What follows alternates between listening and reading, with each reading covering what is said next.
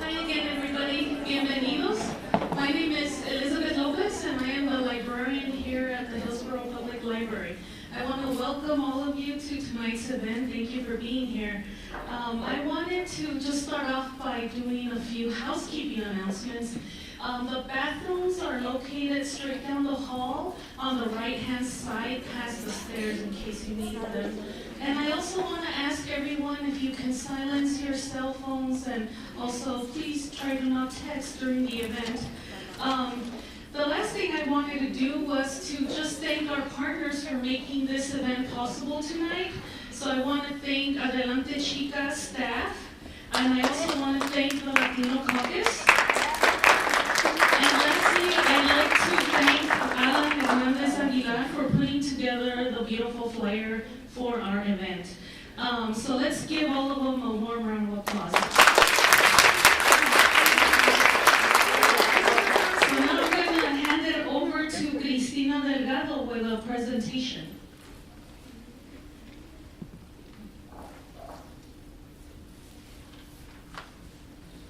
Hola, buenas tardes. Mi nombre es Cristina Delgado y trabajo con el programa de Adelante Chicas. Hi, good afternoon. My name is Cristina Delgado and I work with the program of Adelante Chicas, a program of Adelante Mujeres. ¿Alguien sabe qué día es hoy? Yes?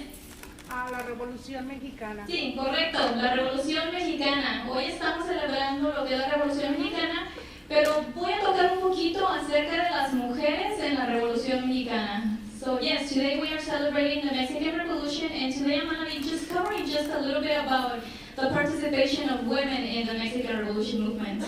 And it's going to be a quick presentation, like a 4-minute presentation, and then we can move on to our panelists. Entonces, la Revolución Mexicana fue en realidad un movimiento revolucionario que tenía diferentes figuras, ¿verdad? En este caso, diferentes figuras de hombres. Nosotros conocemos como la Revolución Mexicana a los héroes de la Revolución, como por ejemplo Francisco Villa, Emiliano Zapata, Francisco Madero, Venustiano Carranza, pero casi nunca conocemos la historia acerca de las mujeres que participaron en la Revolución. Entonces, with the Mexican Revolution, we know a lot of figures. Por ejemplo, Pancho Villa, Francisco Madero, Emiliano Zapata, but we rarely hear about women who participated in the Mexican Revolution. And today I'm going to talk a little bit about las soldaderas, what was their role y qué era lo que hacían. Entonces, las soldaderas eran mujeres que participaban en la Revolución. Muchas de las personas les llaman soldaderas, algunas otras personas les llaman adelitas. Hay una canción muy famosa que se llama Las Adelitas, ¿verdad? También se les conoce como las Juanas y en otras ocasiones también como las cucarachas. La verdad, esa la descartamos. Bueno, entonces, who were las soldaderas? ¿Quiénes eran realmente las soldaderas? Pues eran mujeres guerreras, so they were guerreras from the Mexican Revolution. También, most of them were native women or mestizas. Muchas de ellas eran mujeres mestizas, mujeres nativas. Y they were daughters, wives, girlfriends, sisters. Entonces, igual, eran mujeres como nosotras. Hijas, esposas, novias, hermanas. Entonces, estas mujeres estaban siendo parte del movimiento revolucionario. Some of them joined based on their own ideals, while others were forced to join. Entonces, muchas de estas mujeres en la revolución eran parte de la revolución porque creían en el movimiento y querían un México nuevo, un México mejor. Pero muchas de ellas fueron parte de la revolución porque fueron forzadas a hacerlo. Muchas de ellas, cuando llegaban las tropas de los armies, las agarraban y se las llevaban. Entonces, muchas de ellas fueron forzadas a estar en el movimiento. Pero, ¿cuáles eran algunas de las responsabilidades de las soldaderas? So, what were some of the tasks of the soldaderas? Pues algunas de ellas hacían los deberes como, por ejemplo, el cocinar, el lavar ropa, el atender, por ejemplo, a los soldados, apoyar el crecimiento de la familia, de los niños. Y algunas otras cosas que también ellas hacían era, por ejemplo, ser espías, mensajeras, Ellas también, después de cada batalla, ellas entraban a la zona de batalla y colectaban lo que podían, como por ejemplo en este caso, ropa, comida, armas. Y claro, también las soldaderas fueron parte de las batallas en la Revolución. Entonces aquí tenemos una imagen de algunas soldaderas que dice que aun cuando las soldaderas estaban embarazadas, ellas siempre seguían a las tropas. Después de tener a su bebé, descansaban y después continuaban. Entonces eran mujeres fuertes, mujeres valientes. Equal treatment and equal punishment. Aunque eran mujeres, realmente las soldaderas recibían el mismo castigo. Si ellas por alguna cosa desobedecían, pasaba algo, el castigo era el mismo para la mujer o para el hombre siendo soldadera. Y bueno, pues algunas historias importantes sobre soldaderas. Conocemos, por ejemplo, Petra Herrera, una mujer que realmente fue una leyenda entre las tropas. Tenemos también a Petra Ruiz, conocida como Pedro, porque ella cuando estaba en las tropas, cuando estaba en la revolución, ella se vestía como hombre para que fuera aceptada y pudiera servir dentro de las tropas. También tenemos a Carmen Parra, conocida como la coronela Anís. También tenemos a Clara de la Rocha, la comandante de guerrilla, y a la Carmen Vélez, la generala, que mandó a más de 300 hombres mientras su participación en la revolución. Pero nada más quiero tocar un poquito acerca de la historia de una de ellas. Her name is Petra Herrera. Y Petra, she joined the rebel army dressed as a male in order to serve, porque si era una mujer no le permitían servir, o le permitían servir hasta cierto punto, como por ejemplo cocinar, le permitían lavar ropa, pero no le permitían tener un cargo más grande. Entonces ella tuvo que vestirse de hombre para poder servir en las tropas. Ella mostró mucho liderazgo. She showed a lot of leadership among the troops, and she was known as Pedro Herrera. Entonces era una mujer, bueno, en ese entonces pues era un hombre, ¿verdad? Porque se vestía como hombre, que enseñaba mucho liderazgo. Entonces por eso fue reconocida como un gran soldado. Más después ella reveló su nombre y ella dijo, bueno, en realidad yo soy una mujer. Y dice la historia que sale de su cuarto y sale con las trenzas y dice, yo soy mujer y me llamo Petra y voy a seguir sirviendo en la revolución, pero con mi nombre verdadero. Entonces desde ahí ella empezó a ser una leyenda y las mujeres la seguían mucho, al igual que los caballeros también. Cuenta la historia también que Petra fue parte de la batalla contra Torreón. Tomaron a Torreón y más de 400 otras mujeres también participaron en esta batalla. Pero lo triste es de que ninguna de ellas fue reconocida. Ninguna de ellas, si vemos a lo mejor en los libros de historia, ninguna de ellas se reconoce. El único que podemos notar, pues, que Francisco Villa fue el que tomó esta ciudad, pero en realidad nunca se reconoce a estas mujeres. Entonces, ¿por qué las soldaderas no son reconocidas? Why don't we know about las soldaderas?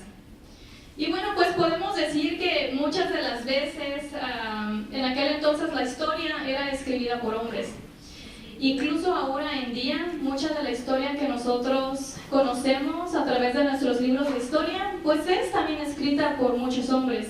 Aunque hemos avanzado mucho, por ejemplo, ahora podemos ya leer libros acerca de las soldaderas, podemos conocer historias como las de Petra, porque se han guardado algunas historias que se han escuchado a través de corridos, pero normalmente no podríamos tener esa información. Entonces, el propósito de la presentación es dar a conocer la historia de estas mujeres valientes, que aún en día todavía seguimos teniendo muchas historias de muchas mujeres que siguen en la lucha y que siguen haciendo cosas increíbles en nuestra comunidad. Como por ejemplo tenemos nuestras panelistas aquí presentes, que a lo mejor no se llaman ellas mismas soldaderas, pero que siguen ese legado de lucha y ese legado de que pueden escribir su propia historia, de que ellas van a empezar a escribir su propia historia y de que nosotros como latinas podamos ser reconocidas y que no quede nuestra historia, lo que nosotros sabemos y hemos contribuido a la sociedad, en un nada, sino que sea reconocido el trabajo que se ha hecho la mujer desde el tiempo de la revolución hasta el tiempo de hoy. Entonces con esto termino y voy a pasar el micrófono a Narce.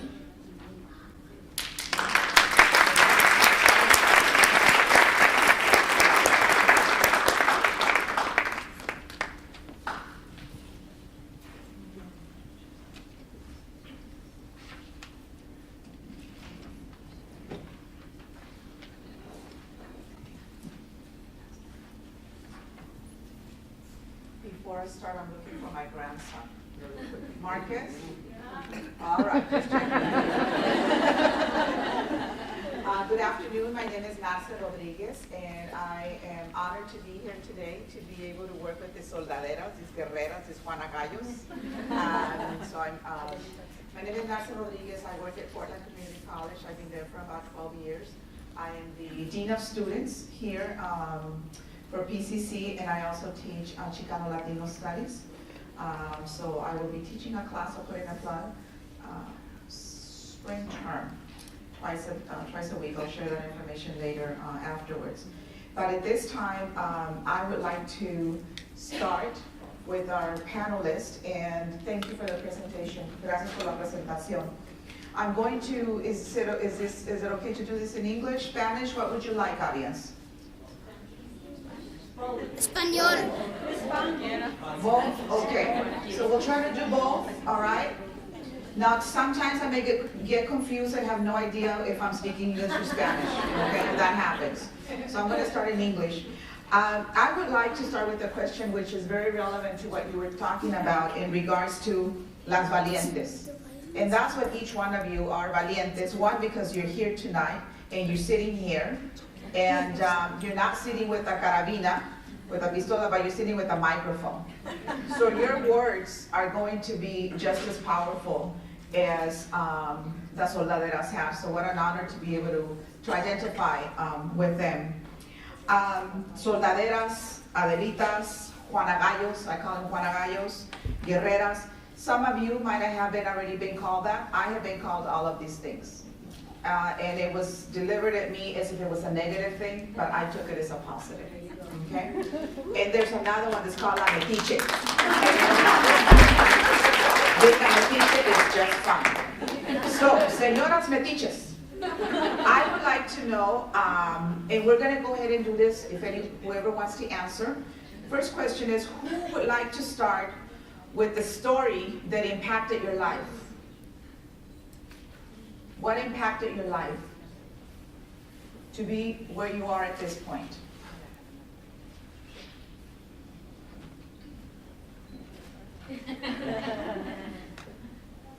I can start.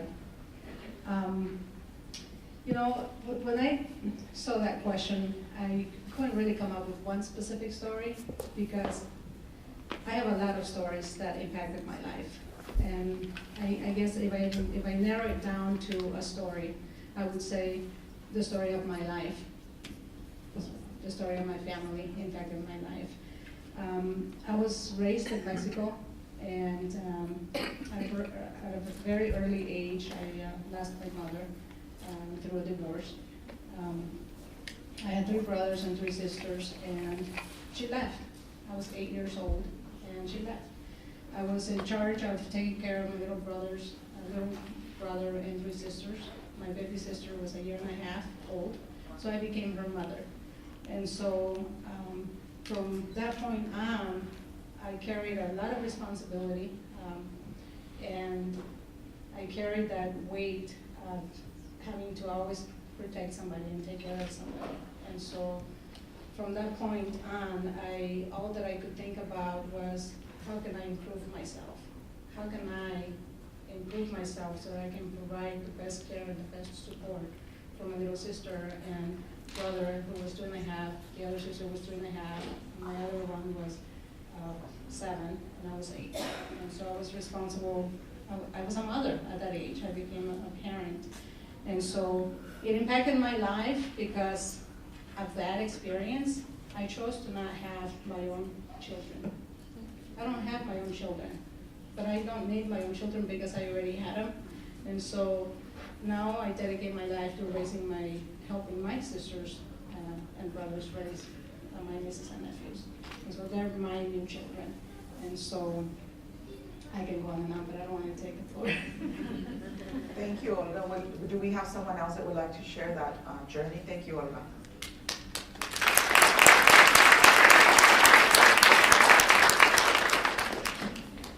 I can share a story.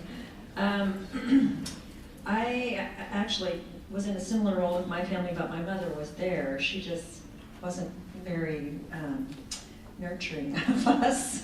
So I was the oldest girl in my family. But as a kid, I always read books. And from the youngest age, as far as I can remember, I wanted to go to college. But my parents didn't want me to go to college. They were against the idea. And I remember I lived my whole childhood like that was going to happen. I just knew I would go to college. And when I was in high school, my mom sat me down and she said, "Mija, we know you think you want to go to college, but we don't have money for that, so don't be surprised when that doesn't happen." And I was really surprised that she said that, but fortunately I didn't listen to her. And I found a way to go to college. I researched everything myself and found scholarships and applied for financial aid and went to college. And then when I got through college, I decided I wanted to go to law school. And when I told my parents I wanted to go to law school, they said, "You can't do that. You have to get married and have babies." So they were not happy with me. I did it anyway, and they didn't support it. They were against it. They tried to talk me out of it, and they never forgave me for doing it.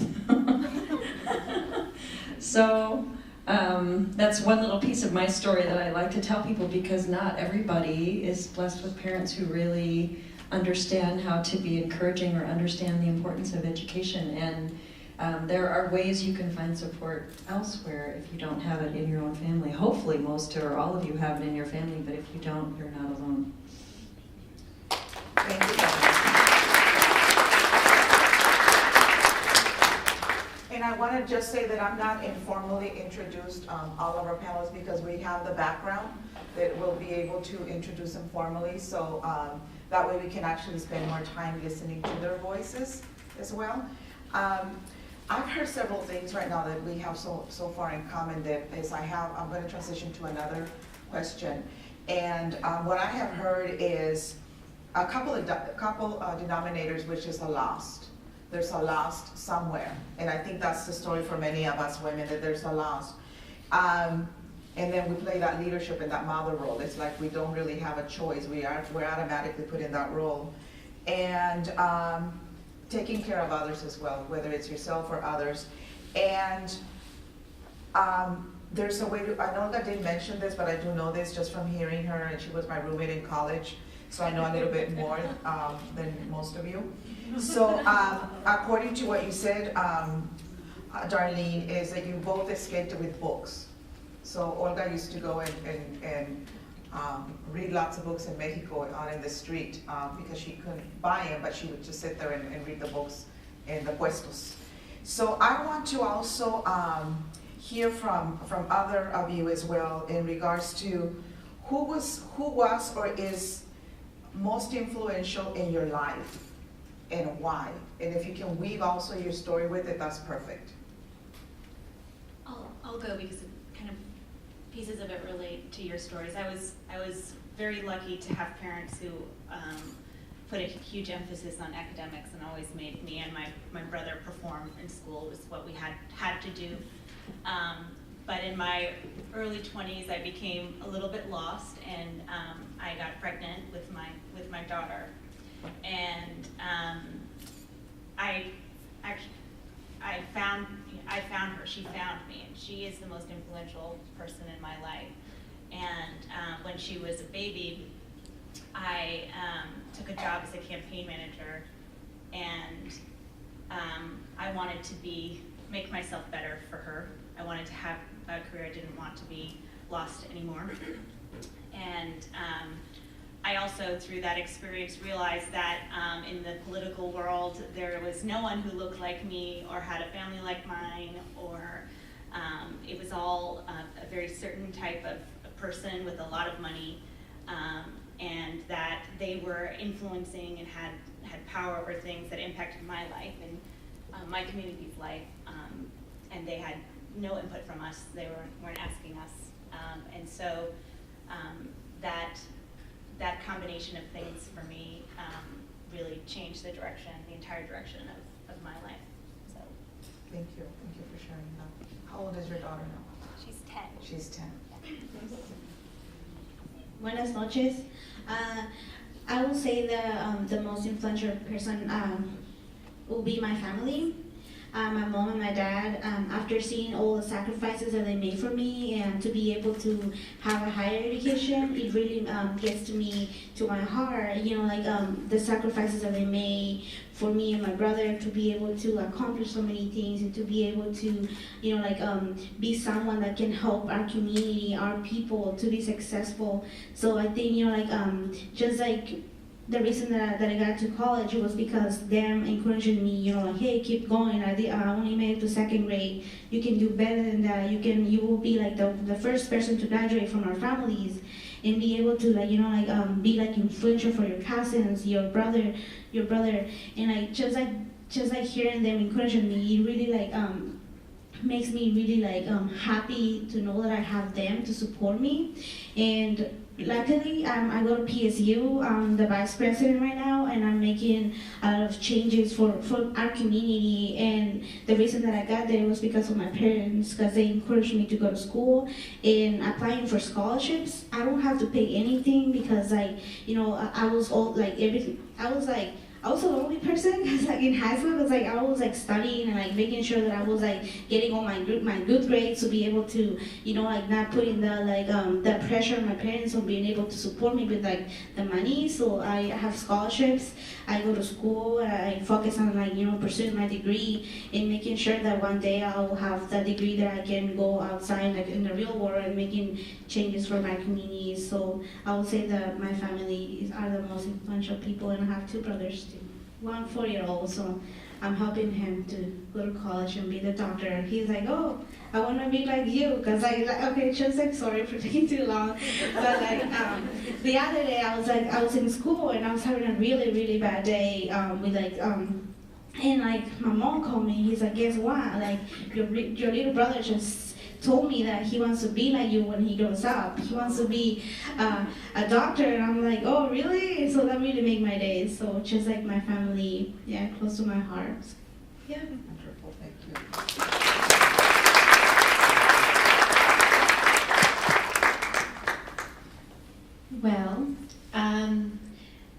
Well, voy a hablar en español para las que querían. Entonces, para mí, la persona más importante al principio fue mi mami, y ella fue una architect en Colombia, y cuando llegó a este país, desafortunadamente, este país no quería reconocer su título. Entonces, aquí, como mujer, en esos tiempos, tuvo que trabajar de lo que sea, limpiando casas y teniendo como 2, 3, 4 trabajos, y ella me mostró que aunque la gente o el país o la cultura que no quiere que subes, ella hacía todo lo que podía para subir. Me mostró que el poder adentro, puedes hacer lo que quieres. Desafortunadamente ella ya falleció, pero hoy en día yo sigo recordándome las cosas que ella me enseñó, mostrando sus acciones, que nunca se dejó y sigue adelante. Aunque la gente le decía que no, ella decía, me vas a decir que no, vas a ver, voy a mostrarte que sí puedo, y va adelante, como mujer. ¿Listo?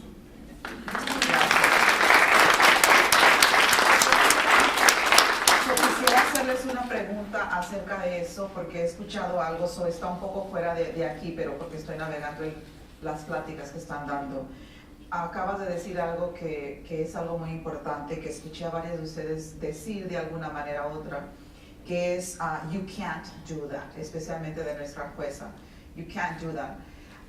¿Cuántas veces ustedes han escuchado you can't, no pueden hacer eso, or you can't do that.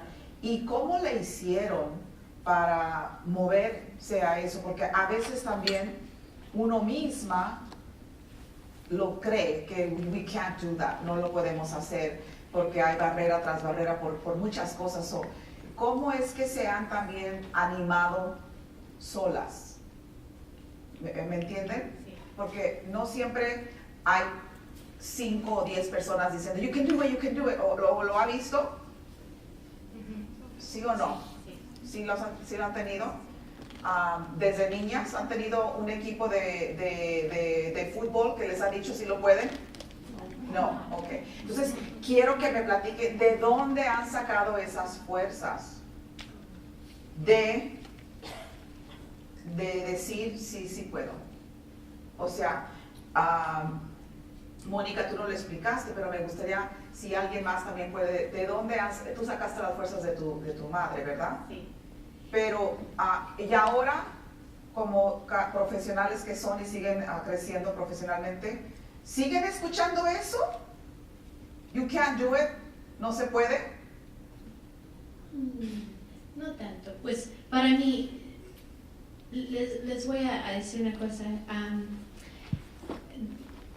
Antes que murió mi mamá me dijo siempre, haz lo que quieres, sigue para adelante, vivir la vida, lo que tú quieres, hágalo. Cuando también me casé, tuve un hijo, era chiquito y un día me desperté y dije, ¿qué estoy haciendo? Yo necesito seguir, necesito un título, necesito algo porque en las maneras que estoy viviendo ahorita no es suficiente. Mi mamá trabaja 3, 4 trabajos. Y me dio la idea que tocaba ir al colegio, al college y tomar algo. Yo ya tenía una idea que I wanted to be in the healthcare y lo quería hacer para mi hijo, que era otra influencia para mí. Y hasta los counselors me dijo, no puedes hacer eso en ese tiempo. Yo tengo 3 años, no sé por qué en mi mente tenía 3 años que tocaba hacerlo. La fe en Dios, no sé, adentro de mi alma, que tenía 3 años.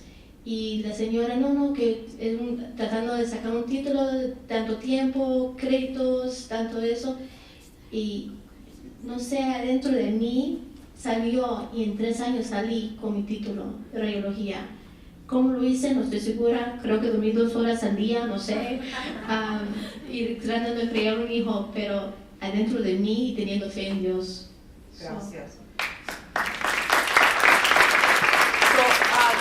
The question that I asked, I'll say it in English, is I asked him to please share with us, do they continue to hear, you can't do that, it's not possible, where do they get that inner strength for them to continue on, and do they really have a team of people that looks like a football team that is behind them the whole time? Yes or no, and how and what? So that's the conversation and what we're talking about at this particular time. Olga. When I came to Hillsboro, I was 15 years of age and I didn't speak any English. And so I went to high school, had to learn English fast, and the process was not easy for me. There wasn't a specific person that told me that, you can't do it. I had a lot of cheerleaders, people that supported me, teachers, administrators, counselors. But there was a bigger system that kept pushing me back, that kept telling me, you can't do it. And that had to do with the way I was treated, with the statistics that I kept seeing in terms of how my peers, my other Latino students were performing, successes they were having. I've had a lot of challenges in high school with my white peers. I was told many times, you need to go back to Mexico, you need to speak English, you're in America.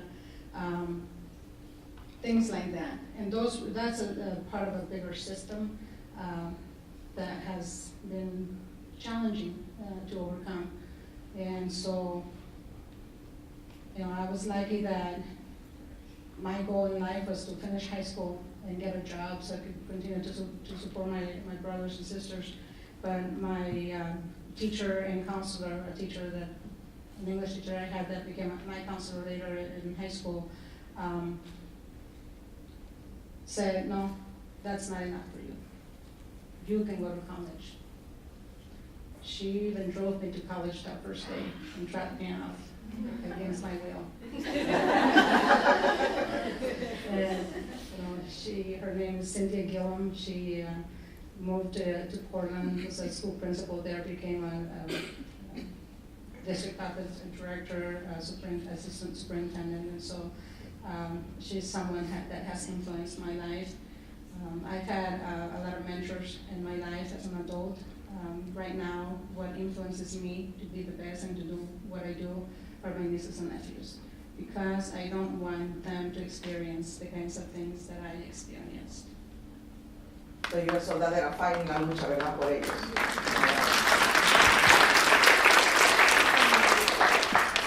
I like to tell a story that happened to me not very long ago when I was a judge, because when I was already a judge, because the kind of people telling you no has not stopped happening to me since I've been a judge. It still happens to me. I remember the first day when I got there, I had this sort of sinking feeling like, this is going to be a hard job for me. Like, there's nobody like me here. There's nobody who thinks like I do. And the first 2 years were very hard. I think the way I think is different. The way I solve problems is different. I see that as good. But the people that I work with don't necessarily value my way of thinking. They have their own way of thinking and they think it's perfect the way it is. So when I had been there about 2 years, I got to go to a training, which you might wonder why I got to go to a training 2 years in, but that's a good question. I went to a training and it was really helpful, and I noticed that in the training I was really excited and I was talking a lot, and I realized that I hadn't been doing that for 2 years. I'd gotten really discouraged. I always tell people, watch what happens to you when you stop talking or you stop acting like your excited self. Sometimes we all go through periods where you just feel discouraged, you feel kind of beaten down, and I was in a period like that. So I went to this training and I felt better. And I came back and I was all excited and I told my chief judge about it. And so we had lunch to talk about the training and what I learned. And one of the things they said was, you should find a more senior judge to mentor you. And since he was asking me how I was doing, I asked him if he would mentor me. Well, he did not say yes or no to that question. He apparently just took it as an opportunity to proceed to tell me everything that was wrong about me. So he said it in a really nice voice as though he was complimenting me, but he basically told me everything about me was wrong. And that I needed to change my whole way of doing the job, and that people didn't respect me, and that I was too slow, and all of these things. And I was so shocked, I wasn't expecting it, that I started crying. Like, not sobbing, but like tears started coming down. I couldn't stop it. And that didn't deter him at all. He kept talking. Like he was saying really nice things, but it was just killing me.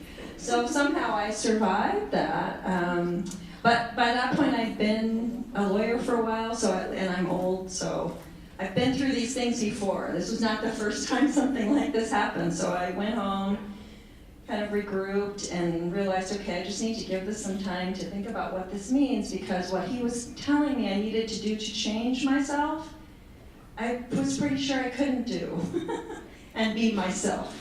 Like, he was basically telling me to be a judge like he's a judge, but I know better than that. That's not going to work anyway. And I value my perspective and my way of doing things. So a couple of weeks later, I saw a movie, and I am a big movie fan. You might see from the screen, I write movie reviews, and I'm a big movie fan, and I have revelations in movies a lot. So I saw this movie that some of you young people might know. It's called Hustle and Flow.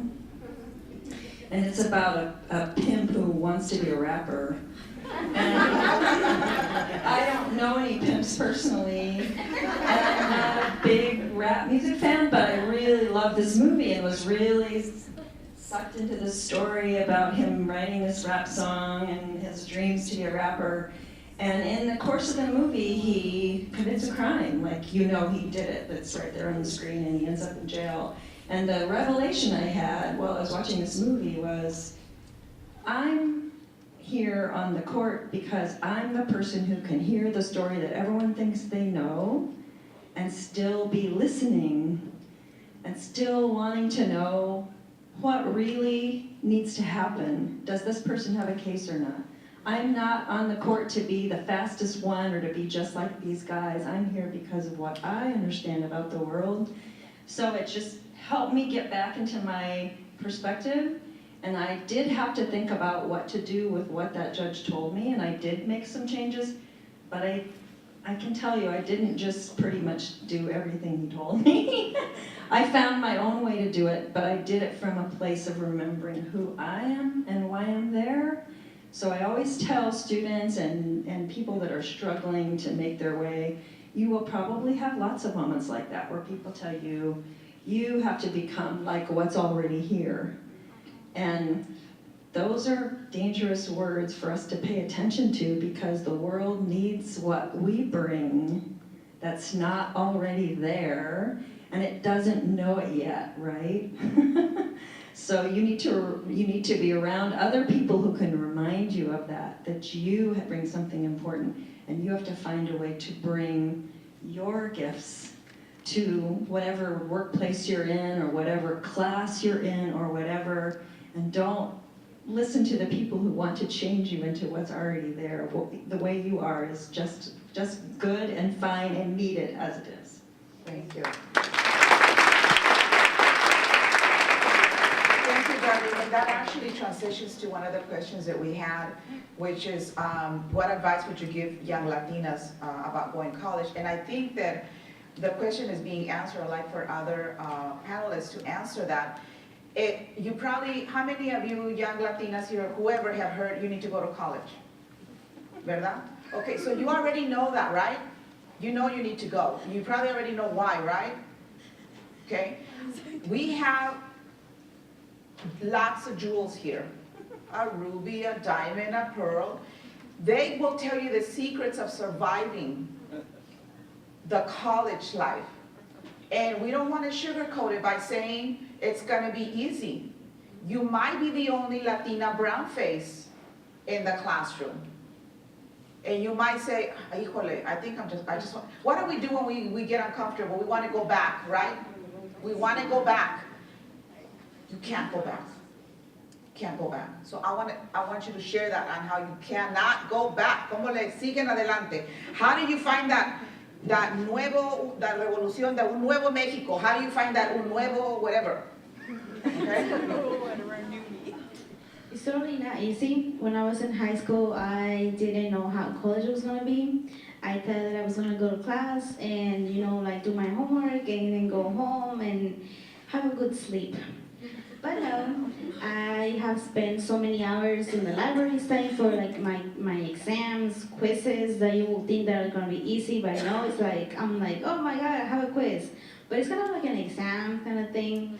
So it's really hard just being a student, focusing in a lot of things. But like the way that I survive in college right now is like having the support of like my professors, my friends, my family, being able to, like focus and like not losing track of what I'm here for. So just like, like sometimes it's hard when you go to class and all you see is like white peers. And then you're like, I'm in this class and I don't know if I'm gonna pass my class, or like there's so many questions that you go through, like this hard looks so hard, and who am I gonna study with? Like I feel so uncomfortable, like I don't feel like I can like ask questions, or I'm nervous about like how the whole term is gonna go, and like me not having like the support of like a friend who identifies like with the same experience that I have through and the things that I'm going through in college. So it's really hard, just like some of those experiences that you go through is hard, and I mean that sometimes you will not see other students of color in the same classroom as you are, And just like, just like having the support of like the people, just asking questions, being able to, like find your resources that you can go and use and utilize for you to be successful in college is like powerful. And never forget about like your main goal. Like always like remember like the reason that you're going to college. Just like I'm always thinking like, okay, so I know that it's hard right now, and I know that I'm going through a lot. But like at the end, I'm gonna see the light where I can be like, hey, I'm almost done. Like I'm a junior right now, and I'm like, okay, so I'm excited because I'm gonna graduate soon, and this is gonna be over soon. And everything I'm gonna see is like, okay, so I have my job, and everything's going good for me. So just like remembering that is something that really helps me to be successful and like be able to survive in college. Thank you. So I want to say something really quick, what you just said. It's not going to be over. Okay? That's one chapter in your life, that it's a journey. This is un escalón. It's just preparing you like a soldada. Okay? It's equipping you. But it ain't over, sister. Okay?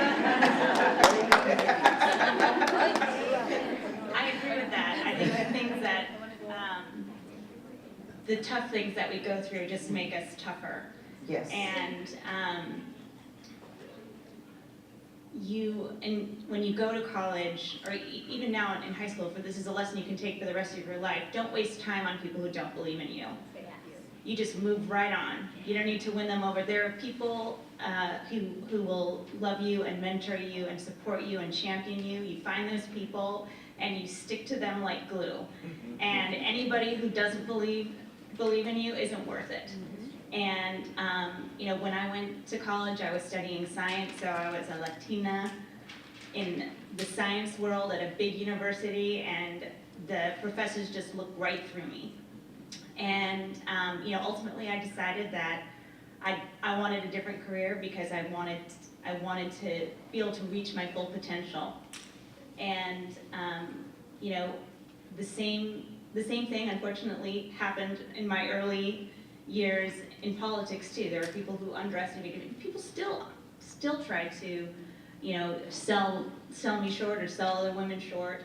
And you just gotta, and there's nothing that makes me more angry. No one has ever said to me, you can't do this, they just act like I can't. And it makes me so mad. So that just, I just let that anger fuel my path forward, and I just tell myself, I'll just smile and wave and prove them wrong. And I do. So just don't waste time on people who bring you down.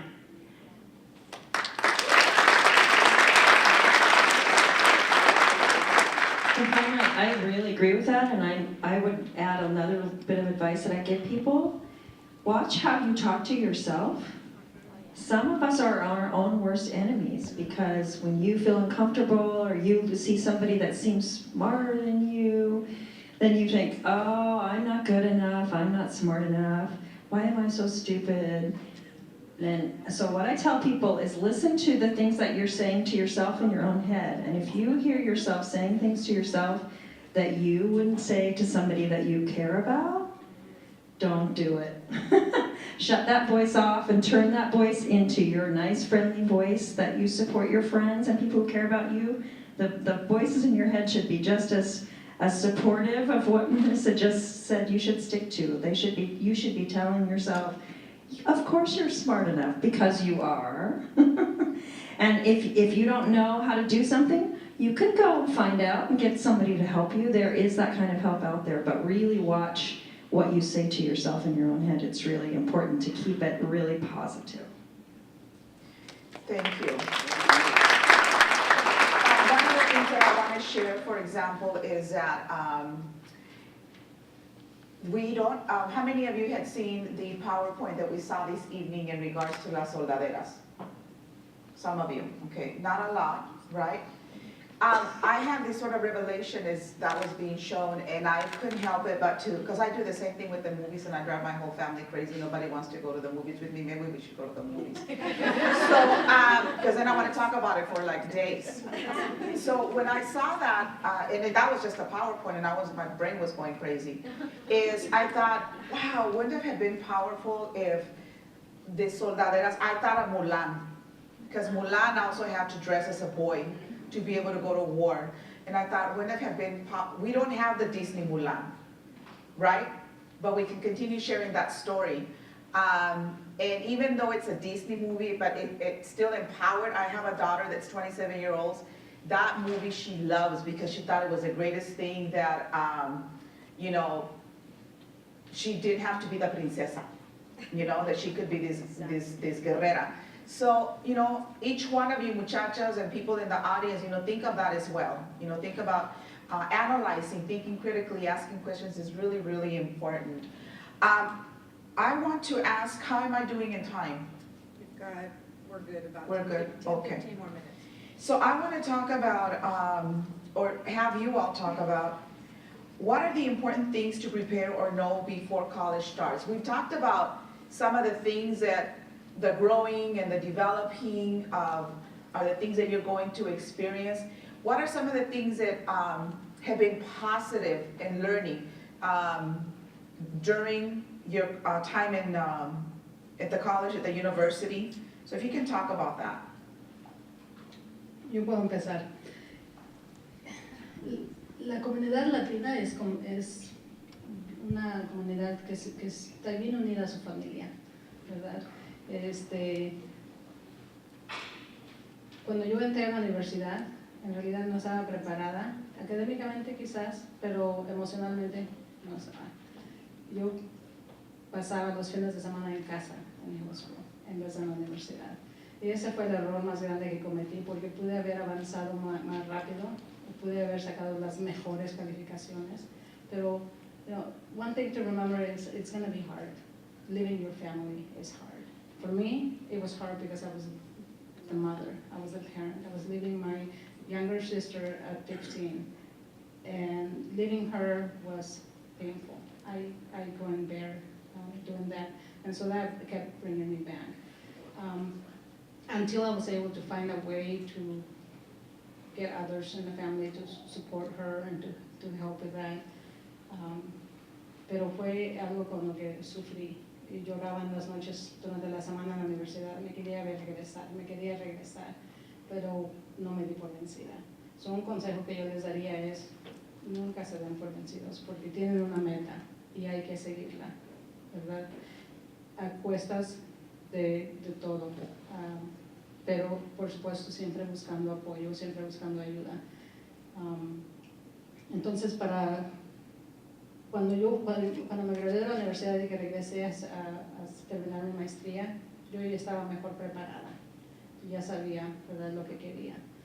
Pero fue cuando salí de la high school que ingresé a la universidad que fue la etapa más difícil de mi vida. Entonces, como ustedes se pueden preparar, es empezar ya a analizar what stays and what goes. How can I take care of what I'm leaving behind so that I can have a peace of mind and take care of my stuff? Because someday I'm going to come back and make a difference. Thank you.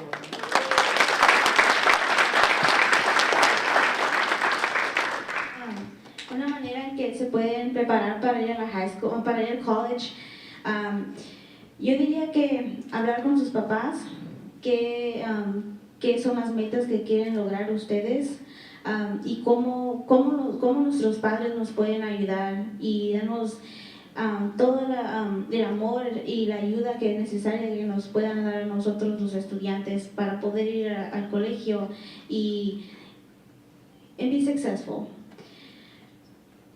Cuando yo hablé con mis padres de ir al colegio, fue difícil porque ellos nada más fueron al segundo grado de primaria. Yo no tuve la ayuda necesaria para saber a qué universidad vas a ir o cuáles becas vas a escoger. No tuve la ayuda que yo hubiera querido y yo lo entiendo. Yo sé que mis padres pasaron por muchas cosas y ellos no tuvieron la ayuda necesaria porque tenían que apoyar a sus padres y a sus hermanos. Entonces, hablar con sus padres, porque el amor y la ayuda que ellos les pueden ofrecer es lo más importante, es lo que necesitas para que te enfoques, para que te den las ganas que necesitas de ir a la universidad y de decir yo sí puedo. Y entonces, si tú tienes eso, tú puedes preguntarles a tus maestros, a tu consejera, maestra, consejera, estoy pasando por esto, no sé cómo empezar. Yo así, y eso es lo que me pasó a mí. Yo no sabía, yo quería ir a la universidad, quería ser doctora, quería hacer algo por mi comunidad, pero no sabía por dónde empezar. Entonces yo le dije a mi consejera, a mi maestra, yo no sé. Y era el último mes, I was a senior, y yo todavía no empezaba por mis becas, todavía no sabía qué universidad iba a ir, no sabía nada. Entonces ella me dijo, ok, ven durante el lunch y yo te voy a ayudar. Entonces yo empecé a aplicar por todas las becas que encontré. A la universidad, una era el colegio de Manhood Community College y la otra era PSU. So I was like, okay, I want to be applying for these scholarships and these two places that I'm planning to go to school. And it was hard because I didn't have any other choices. Like I didn't have any other choices. Like I didn't know like what was best, because even though I went to high school here, I didn't really went through all the resources and like making sure that I was aware of what was out there for me as a Latina, as a first generation student. And so I was excited, and having the support from my counselors and my teacher played a big role, because I was able to apply the last week when scholarships were due. I was sitting at night, midnight, it was like 1, 2 o'clock in the morning, and I'm writing these essays, making sure that I was able to apply for these scholarships, because it was like, I only have like 5 scholarships on my table, and I'm applying for it. And my mom comes to me and she's like, what are you doing? I'm like, I'm writing scholarships, yeah, because these are the ones that my counselor told me to apply for. And she's like, okay, I'll bring you some coffee so you can be awake. And I'm like, thank you, Mom. So that's how I applied for scholarships. I was able to apply for scholarships and able to apply for PSU. I got my scholarship. I got a full ride to PSU, and I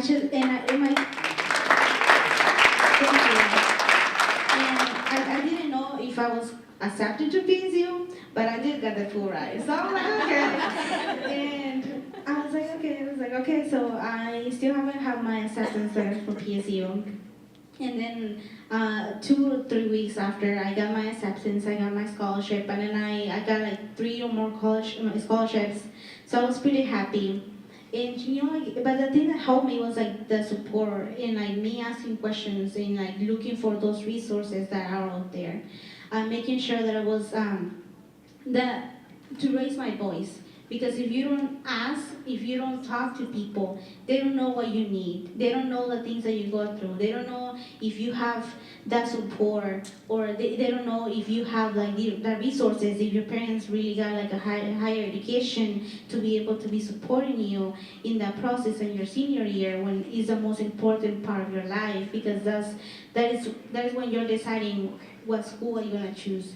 So just like, talk to people and making sure that you're talking to your sisters, to your friends, and making sure that they know that there are resources for them so they can go and have a higher education. So I think that just having that support is great. Wonderful, thank you. So what we're gonna do at this point is all of you have, I think, inspired us and have told us a lot of information. I know I'm going back to work tomorrow, like you went back to your work after that training. We have to feed our soul, and we don't get a lot of opportunities to be able to have this type of opportunity for us to embrace and engage. We're going to open it up to the panel, so you can go ahead and answer more questions as well. Did you want to say something really quick? Yeah, I just want to ask some of you girls, do you know what you want to do? No? So some of you know, that's awesome. Some of you might not have an idea. Sometimes like some people, like, for example, when I first wanted to do x-ray, when I went to the program, they go, do you even know what it's all about? And I go, just taking pictures of bones? they're like, oh no, there's so much more to it. So sometimes we only see the surface of something. And so I actually put a flyer together with websites that can help you find and research things through the Oregon Labor Market Information System. And there's things there for you as a student that you can look for. Websites to apply for scholarships, and people that can actually help you search. But one of the last things I really want to make sure is to encourage you to go job shadow. If you think you want to do this or that, go to those companies that does this or that, and request that if you can go job shadow and talk to somebody that is already doing that, and ask them about, whatever it is that you need to ask. But like she said, you have to ask. Because if you don't ask, the answer is always no. But when you ask, there's always that opportunity that someone's going to go, you know what? Venga, te voy a ayudar, te voy a mostrar. So I encourage you, okay? Gracias, Mónica. Olga. Rapidito. A las chicas de high school, de edad de high school, yo fui su directora de high school por muchos años y uno de los problemas más grandes que tenía yo era ver latinos, niños, jóvenes latinos con buenas calificaciones, con potencial, que estaba terminando el año de su senior year y aún no habían solicitado para FAFSA, no habían solicitado para becas y empezaban el proceso. Y luego no tenían el servicio comunitario, no tenían la experiencia. So that's where I want to get to. Service, community service. Start now. Start now if you haven't. Yesenia, me aseguro que, casi estoy segura que para que hubiese recibido esa beca, tuvo que haber demostrado todas las horas de servicio comunitario que hizo. Y no solamente con un lugar, con varios. Busquen oportunidades, hay muchas oportunidades de hacer servicio comunitario. Es lo que yo les exijo a mis sobrinos desde los que están en tercer año de primaria, quinto año, que empiecen ya. Porque todas esas experiencias las pueden poner en sus resúmenes y eso es lo que les va a ayudar más sus calificaciones, porque eso importa también. Les va a ayudar a conseguir esas becas que van a poder pagar por sus estudios. Nuestros padres, la mayoría de ellos no van a poder pagar por nuestros estudios, ¿verdad? O por sus estudios. Estas becas, hay mucho dinero ahí, hay mucho dinero, pero si usted no tiene ese servicio comunitario y esas calificaciones, es difícil conseguirlo. Muchas gracias.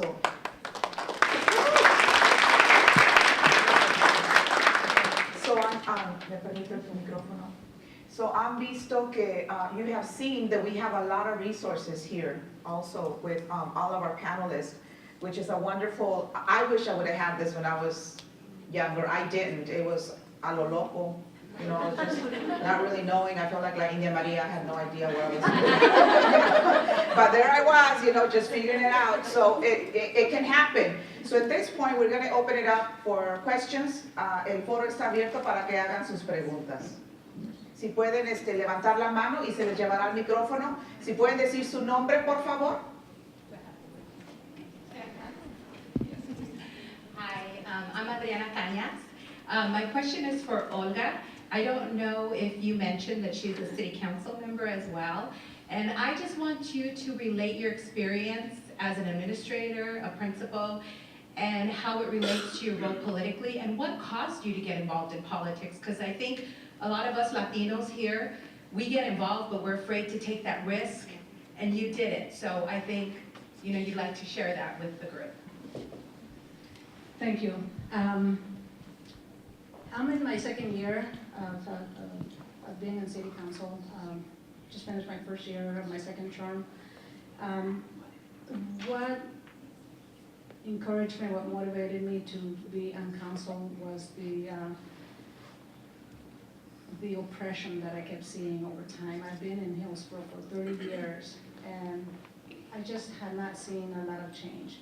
I had made a decision to become an educator, to make a difference, to impact the lives of younger generations and Latino students specifically. But there was something else that was missing in me, and that was the impact that I was not making in my community. And so I started participating, doing community service. I started as a volunteer with the Vision Vision 2020, Vision of Hillsboro. I was on, various committees. I was the chair of a Latino Outreach Advisory Committee, a group of city folks and Latino leaders that got together and did outreach out to the community, not just parents, but Latino community, Latino businesses, Latino residents. And so through that work, I was able to meet a lot of influential people. I was able to meet a lot of influential people, and sometimes when that happens in your life, you get power. It's just the way it is. So I was asked by the mayor of Hillsboro 7 years ago, would you like to be on city council? I'm like, wow, it's that easy? It's not that easy. There was a city councilor that was leaving a year earlier, and so what councils can do is they can appoint people, right, for a period of time. And so I really didn't know a lot about politics. I just kind of wanted to give to the community. I wanted to help the community, and I started exploring my role. What would I do? What an opportunity. And so I was appointed for 1 year. I finished my year and ran for council for a full term. And so no one ran against me that first term. So I had it for sure, and I was excited. The first year was challenging. I had to read a lot. That's what you do. On the days off, you have these handbooks, manuals that you have to read, and so I learned a lot in the 4 years that I was there, but not enough to consider myself an expert, and so I ran again, and here I am. As an educator, I became a teacher. I have a master's degree in special education, was a special education teacher. I was also a Spanish language teacher at Century High School for 5-6 years. Teaching Spanish for me was like piece of cake. I mastered the language. I was a linguistics major, and so I was a native speaker. I was born and raised in Mexico, and literature was my life, and I read all my life, and so I was a teacher teaching Spanish. I'm thinking, man, what an easy job. I need to do something else with my life. So I went back and went into administration. I completed another master's degree in school administration, and came back, and I worked for the district for a couple of years, became a vice principal, assistant principal. I was at Hillsboro High School for 7 years. Just recently I was hired as director of federal programs for the Hillsboro School District, so I oversee all of our federal funds, the federal money that we get from the government to serve schools in need and programs that have needs. I also started a parent and community engagement program for the Hillsboro School District, so it's another adventure that I'm very passionate about. And so one of the advantages of that position is that with City Council, I'm able to, because of my influences, I know a lot of people, I'm able to partner with a lot of agencies, a lot of communities around, that serve people, social service agencies that essentially serve the same people that I work with, same families. And so together we can do a lot more and serve them in a better way. So. Thank you, Olga. I like the way Olga answered. She called her opportunities adventures, which I love it. They're not adventures because that sounds like fun, a little bit of scares, wearing la capa de Superwoman, and there she goes. All right, more questions? I'll take Ceci and then over here.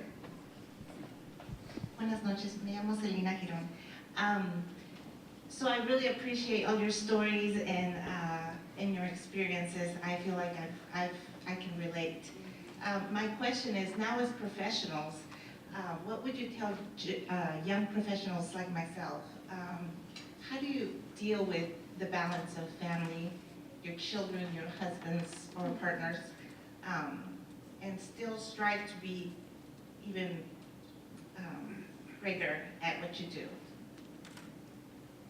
Great question.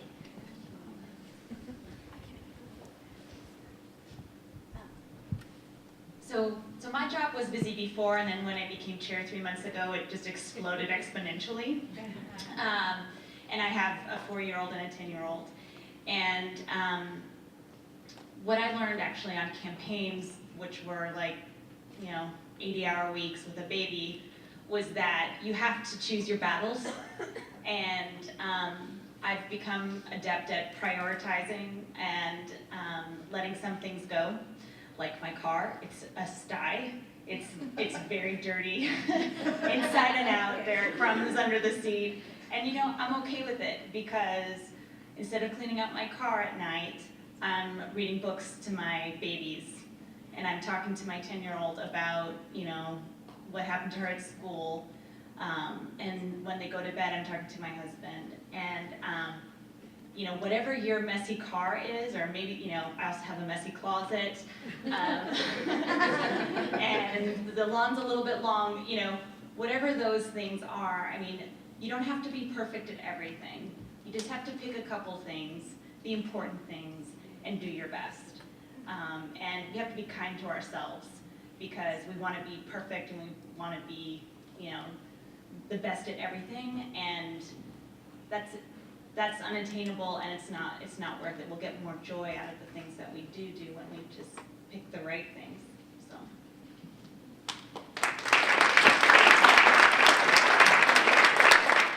I'd like to add just a little bit of that as well, because I hear you. Finding that balance is really, it's challenging, it's very difficult. I've had to let go of certain things as well that, if the room is messy, it's just messy. And if the girls come and give me a hug, and even the dog, I'm just going to take those few minutes to do that. As I was coming over here,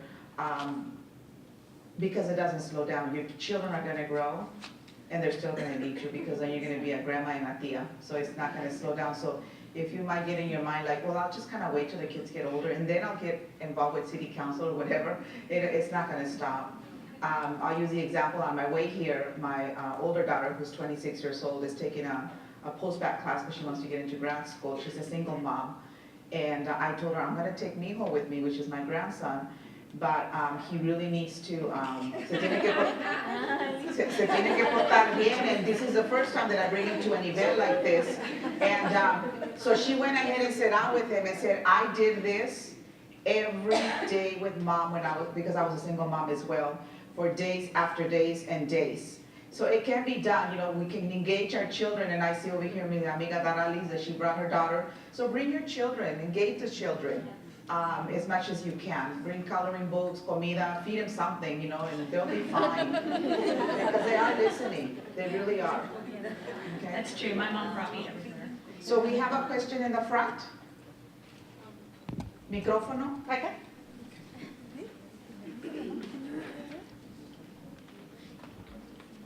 Tu nombre. Mi nombre es Celeste Mora. My name is Celeste Mora, and I'm going to do my question in Spanish and in English. So my question is, if after tonight, the ladies that are sitting here don't take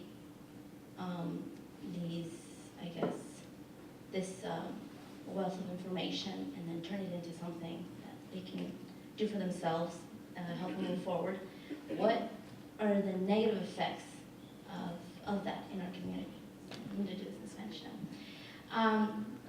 Mi pregunta es que si acabada esta noche, las muchachas que estamos aquí no tomamos ventaja de lo que nos dicen estas mujeres fuertes, ¿qué van a ser las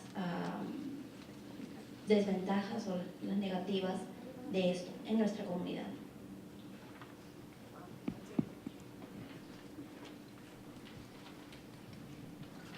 Who would like to answer? Tough question, huh? Good question, great question.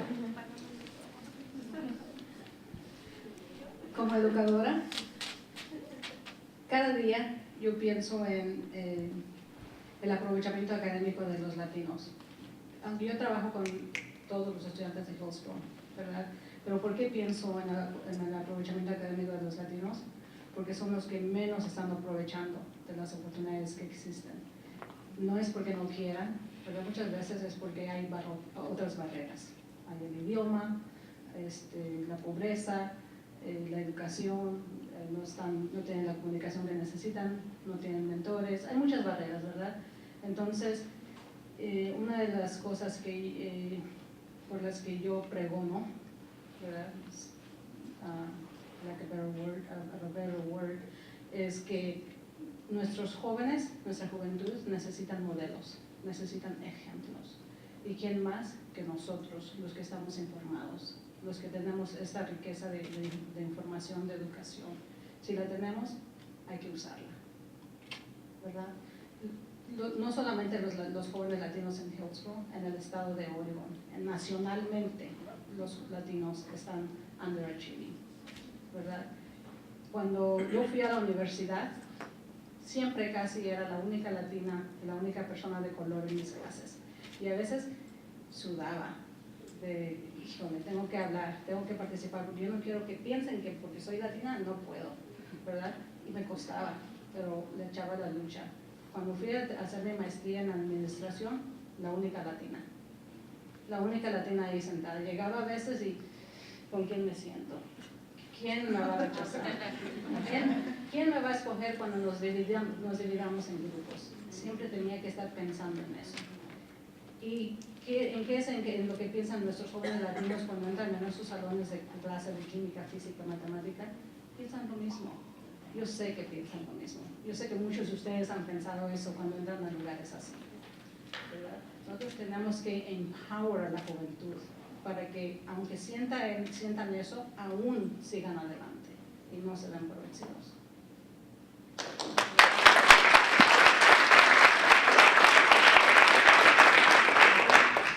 I'd just like to add to that. I believe that even if no one does anything right now, I think we've made an impact. I think sometimes we need to listen to things 1,000 times. And maybe this is 999. So the next time you hear it, that might be the moment. And so every single moment that we do this, it's not going in vain. Because we know, I mean, we're here, we did it, and we know that you will also do it. It might take 1,000 times, but that's okay. Thank you.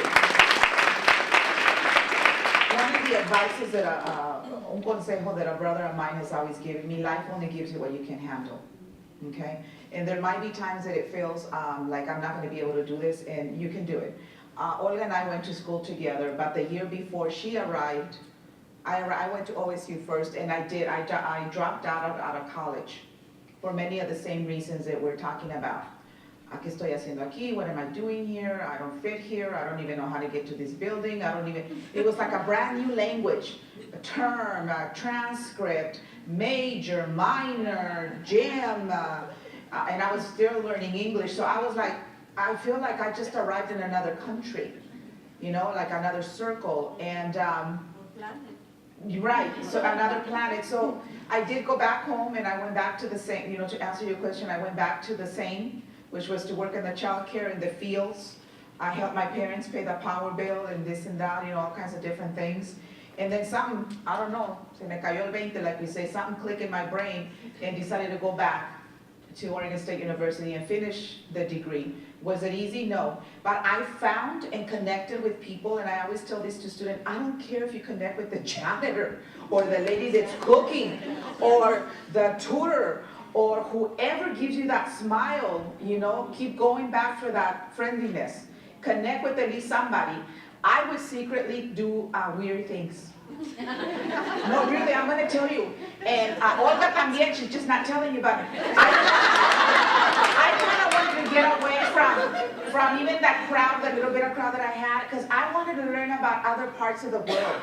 But I thought they're going to think I'm kind of weird because I want to know about Scandinavia and the Norwegians. And so I started taking ballroom dancing, you know, like doing all these little dances and just weird things. And it's okay to step outside of your circle to do that, you know? Because a veces we want to stay with our own cultura, and that's okay. But step out of the circle. Step out of the circle. We're not gonna die. I guarantee you, it's not gonna happen. You know? So take that extra step, okay? More questions? Yes.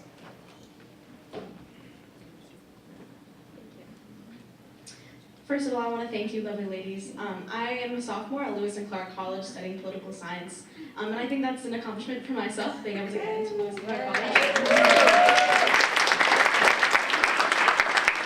But I'm facing a different problem that I want to know if you guys have confronted this, and that is that people aren't telling me at school that I can't do things. They're not telling me, oh, because of where you come from, you can't do this. It's a different problem. It's very interesting. I feel like sometimes I'm there to fill a diversity quota, and people are defining me by being Hispanic or Latina. How do I get people to realize that I am not just defined by my culture, that I am defined by my ideas and by things that I can bring to the table other than just my culture? And I want to know if any of you have experienced this, people wanting you present for who you represent, but not who you actually are, and how could it overcome that? Can I ask you a follow-up? Yeah. So how does that, can you give some examples of how that happens to you?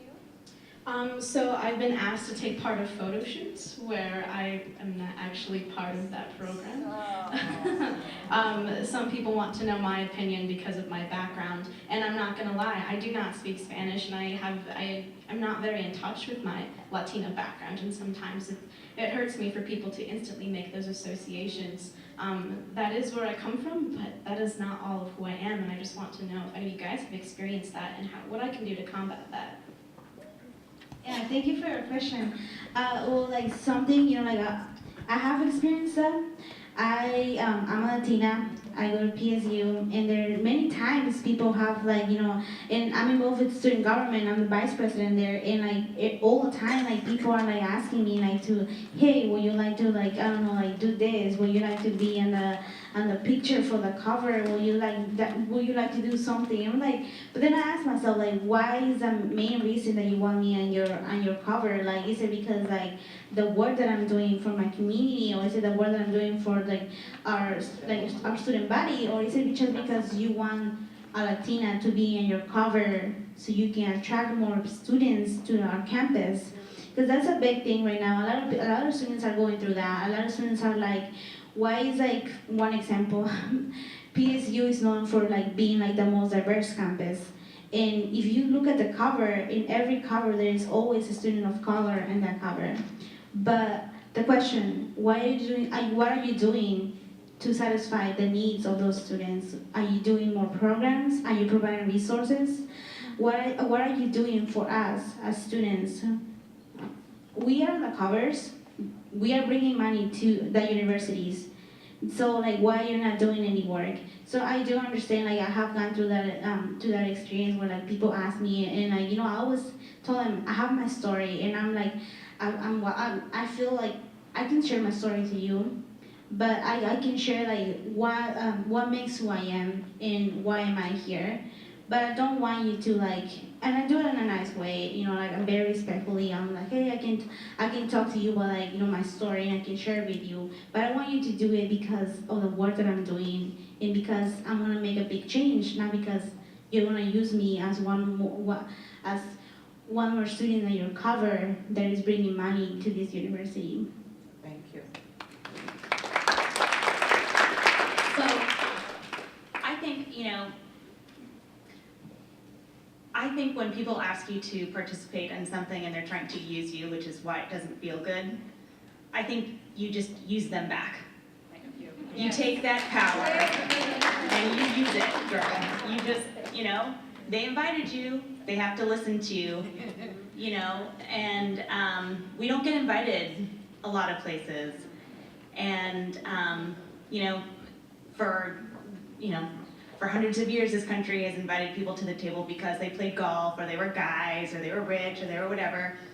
And, I think that I totally get that it doesn't feel good, but you aren't powerless in that situation, and you can turn it around. Thank you.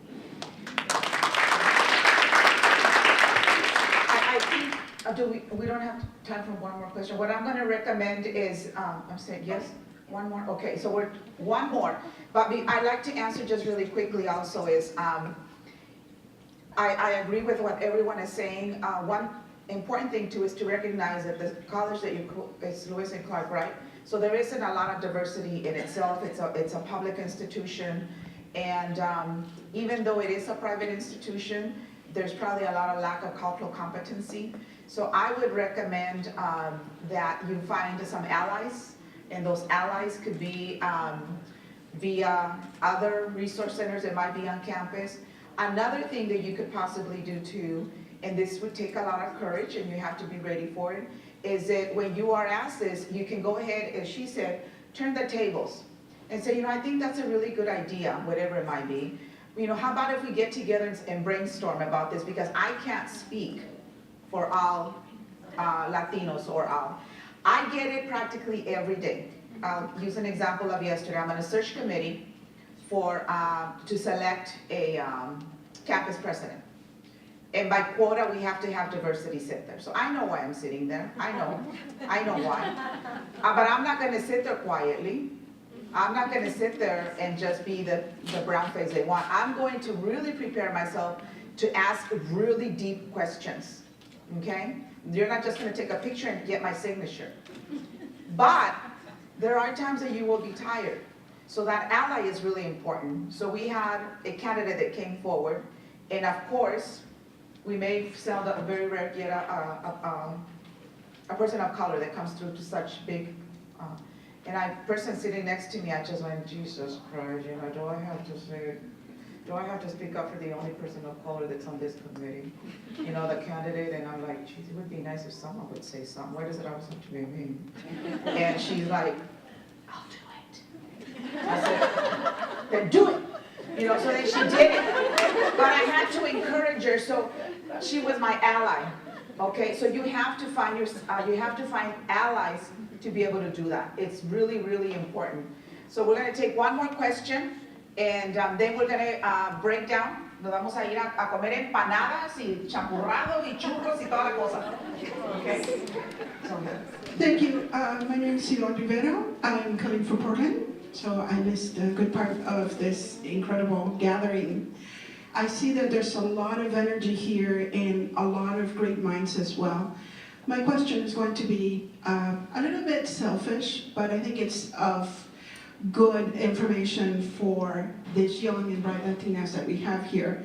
And it is how, in your experience as a woman who's educated, as women in government, how do we deal with these expectations of us as Latinas when we are mothers too? And the issue of bringing balance to our work life. And then there's also a side question, which is in the theory of feminism. There's always the idea that we have to take on what contemporary mainstream feminists have done, which is to not have children at all, but maybe Latinas want a different idea where there is everything in it, where there's success, professional success, advancement in children and family and stable relationships. So, thank you. So actually, that question was answered already, Yvonne. Okay. Pero I think that it would be good to maybe just take a few minutes to answer the particular question about the tail end of it, which is the feminism of it, because the question was already asked by Selena previously, so she can give you the answers if you want to connect with her. So, any questions about the feminism? The feminista? Have any of you studied the feministas? Okay, I have. Actually, part of my women's studies, and that could be maybe another conference, another panel, we can just talk about the theory of feminista. So in a nutshell, if I can just quickly answer, there's very few books about Chicana, Latina, feminista, Gloria Anzaldúa, one of our heroes who I actually met at Lewis and Clark when I was a young muchacha like you, and had an opportunity to be able to hear her out, and other women of color, Maya Angelou and Audre Lorde, etc. There's very few books about the feminista. And a lot of us, as I did my master's in women's studies with an issue of race, class, and gender and the feminista, the Chicana feminista, there's a lot of misconceptions that to be a feminist, you must be this and that. Right. And it's not. We get to define our own reality what a feminista is. So that's a really big question that, si quieres, hablamos con Champurrado. Okay.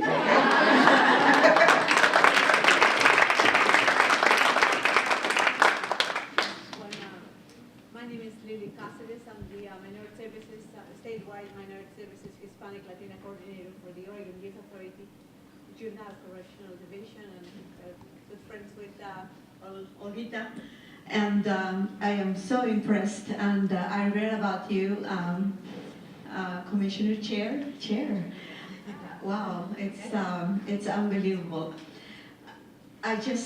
It fills me with so much pride to see so many successful Latinas. I have 3 daughters, and unfortunately in the area where we live, where they were raised, in Lake Oswego, we're not in the wealthy area, but close to I-5. No judgment, Bridgeport really checks it. But yeah, my oldest daughter, Kelly, suffered quite a bit because she was the only dark-skinned person. She's darker than me and looks more Middle Eastern than me. And so I came here at an old age. I'm from the dinosaur age. And so without speaking a word of English, I do work. I was with DMV for about 13 years, from frontline employee all the way to principal safety manager B. I didn't do it by myself. Many wonderful people helped me. Without their help, their push, their encouragement, I would have not gotten where I did, the little I did. And then I transferred to the Juvenile Correctional Division, because when I saw the announcement, I thought, how wonderful. I'm working for an agency where you get to meet people from all over the world, which is DMV. Como la casa del jabonero, el que no cae resbala, right? Now it's changing after September 11th. But then I thought, my goodness, our jails are filling up with our Latino people. And so, 2 things. One, your advice to this old person. I think sometimes the limitations that we have in our lives are the ones that we create for ourselves. Like in my case, I think because of my heavy and awful accent and my super imperfect English, I try to learn something every day, something else, but it's never going to be perfect. What would be your advice not to feel so fearful to continue to move up or to do better because you don't speak the language perfectly? And that's one. And the other one is the most important thing. I am the liaison. Our office belongs to the director's office, and I think Judge Ortega has been one of our speakers at one of the governor's summits, if I don't recall wrong. Very proud of you too, of all of you. And so we have the Oak Creek Youth Correctional Facility, all-female Youth Correctional Facility in Albany. We have, of course, more Latina girls than any other minority girls. And I would love to bring a panel, because I'm the liaison with them, for them to see, because pretty much every single one of them never had a person like you. And most of them didn't have even a father figure. And so it would be so inspirational. Maybe as a guest speaker, maybe we can have a meeting with them, con comida. Maybe I'm from Peru, so maybe I can make comida peruana.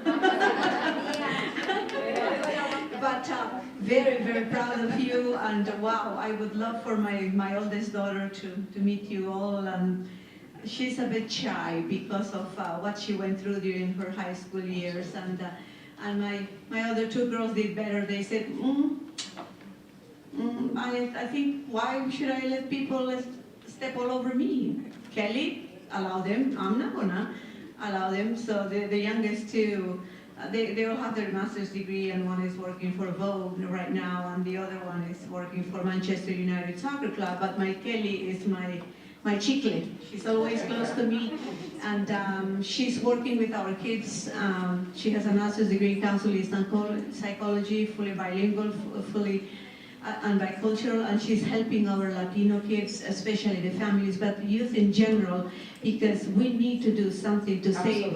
Our jails are way too full of our Latino youth, and I would love to invite you one day, whenever you have time, to the Oak Creek facility or McLaren or Hillcrest. And believe me, the kids never, ever misbehave when we bring somebody. It's like bringing a little piece of the outside world into their unique world of close custody that many times it's forgotten unless you know somebody there or you work there.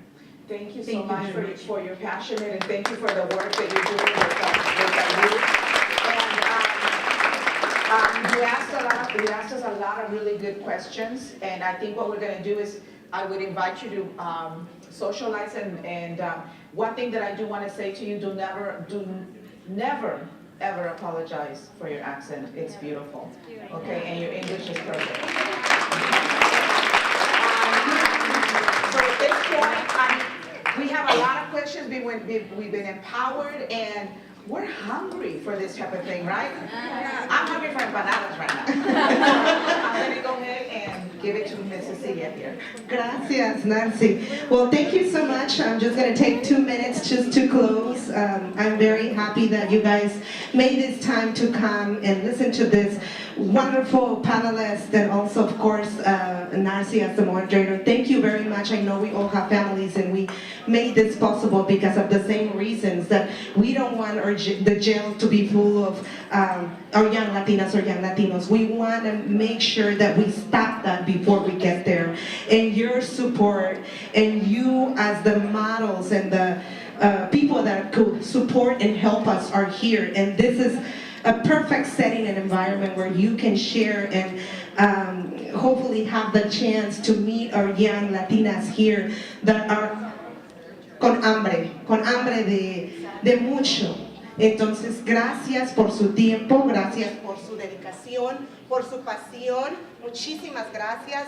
Y esto no hubiera sido posible, o no pudiese haber sido posible sin ustedes, sin el trabajo de Elizabeth López de aquí de la biblioteca, sin el trabajo que hace con la también el trabajo que se hace con la organización Adelante Mujeres, el staff de Adelante Chicas. Muchas gracias. Y esto es por ustedes. Y vamos a seguir en la lucha. Este es el principio de muchos que vienen. Así es que vamos a estar conectados. Gracias.